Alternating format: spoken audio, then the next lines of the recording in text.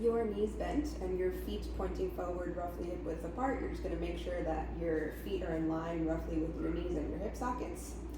You're going to start finding your tailbone on the floor. So you don't want it to be completely flat back and you don't want it to be completely rounded forward. You want something in the middle. So you're going to find that first.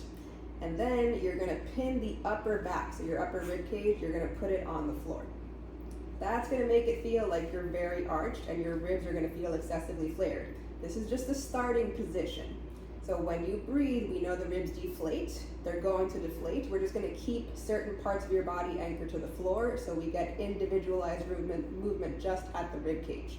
So now with your feet, you're going to press through the inside edges. So I want you to feel the inside edges of the heels driving a little bit more into the floor. You're going to feel a little more arch and ball the big toe contact. The whole foot is planted, the outer edge too, but the inside edge of the feet is what you're focused on.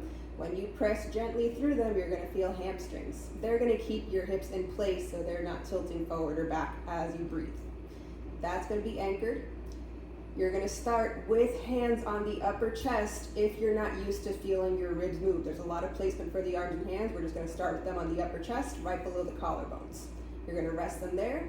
Take a breath in through your nose and breathe out.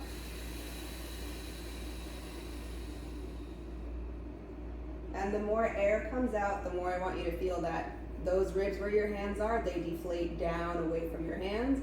The rest of the rib cage follows that too. Okay, you still have your feet pressed. So now you finished exhaling, you're going to pause and not breathe for 2 seconds. Seal your lips, and then you're going to let air into your nose, feeling that the rib cage position you just deflated yourself into is what you hold on to. So just focus on bones, keep the bones exactly where you exhaled them to. Breathe in very slowly.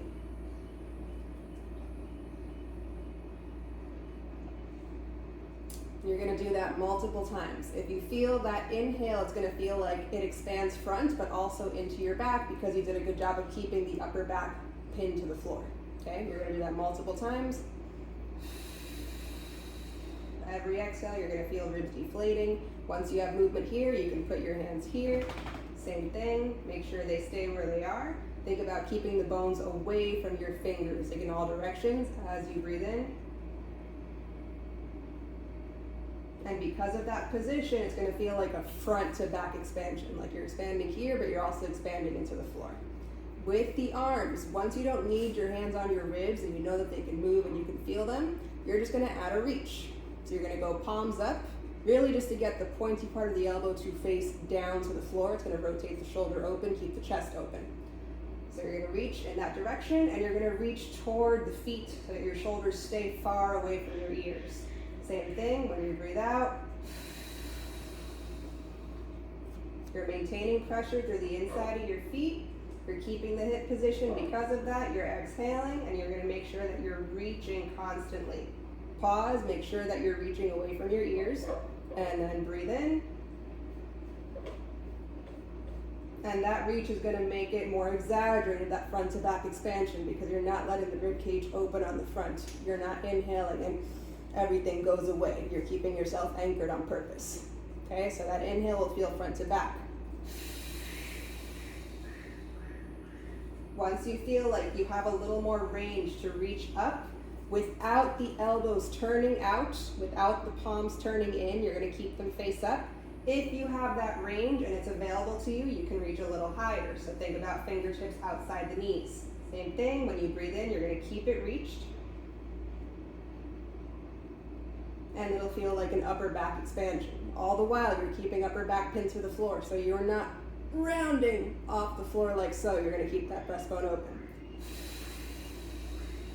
If you have the range to keep going up without your palms turning in, without your elbows facing out, you can go here. So you're going to spread the shoulder blades apart as you come up higher. Stay here, breathe in.